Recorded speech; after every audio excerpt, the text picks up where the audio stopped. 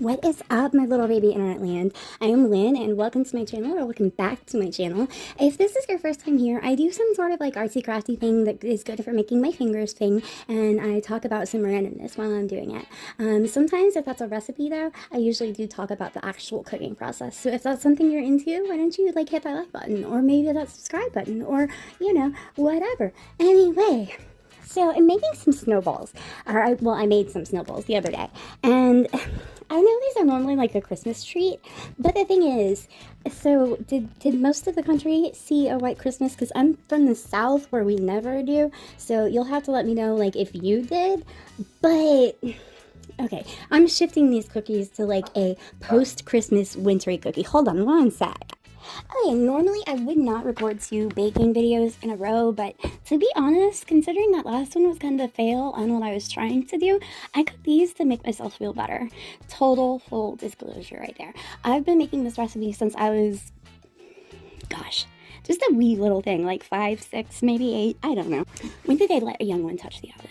I know with girls, it's usually done. I've been making this recipe for so long that I can like autopilot it, although I did want to make sure that I was, following at least some sort of recipe. So I did go and look up one, and you'll see that on the screen right now if I remember to put it in. Yay! Now really the only changes I made to this recipe are I added some vanilla just because, you guys, I'm obsessed with vanilla. I know it's artificial and it's the cheap crap and I don't want to think about where that's coming from, but I still love this stuff because I really love the vanilla taste, but I don't love the vanilla price. How does growing one's own orchids to harvest one's own vanilla beans work? I think I might need to look into that. Ooh, new hyperfixation? Maybe. Yeah. So I'm sure other families did this, but when I was a kid, the adults in the family would just like exchange gifts of, homemade sweet treats and things like that, that we only got at Christmas time. And I'm not gonna lie, like my fat ass, that was my favorite part of the year because my aunt made fudge, and oh my god, I can't make fudge for the life of me. Anything that requires a candy thermometer, I do not have the attention span for that. Yeah, let's just call a spade a spade. At least now I know it's ADHD, but my entire life I've just thought I was kind of a failure in that part of cooking or whatever, because I can't do specific measurements. That's just not me. It's sorry. Yeah. Anyway, so in order to save money, all of the adults would just exchange like, various gifts and things like that. And not really like actual gifts, but like, homemade like baked goods and things.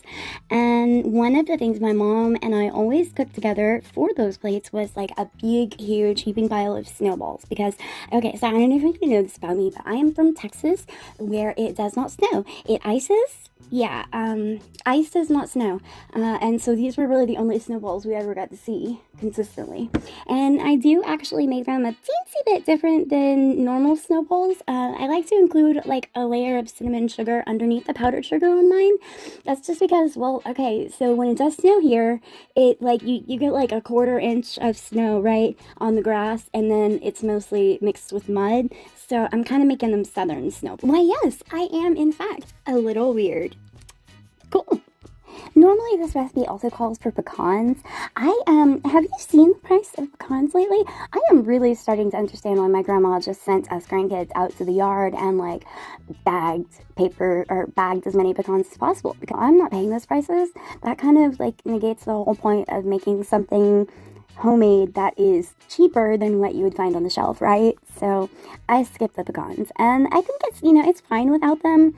I might, for the next batch, I might include like some crushed almonds just because I have those, and it would be nice to have something to kind of like break up the dough. But since I'm using powdered sugar as the sweetener that I creamed with the butter earlier, these are kind of a light and fluffy cookie, like way more than you would think. Like they're not a dense little guy for being so tall, but they're a bit light and fluffy, and and that just kind of breaks up the texture a little bit.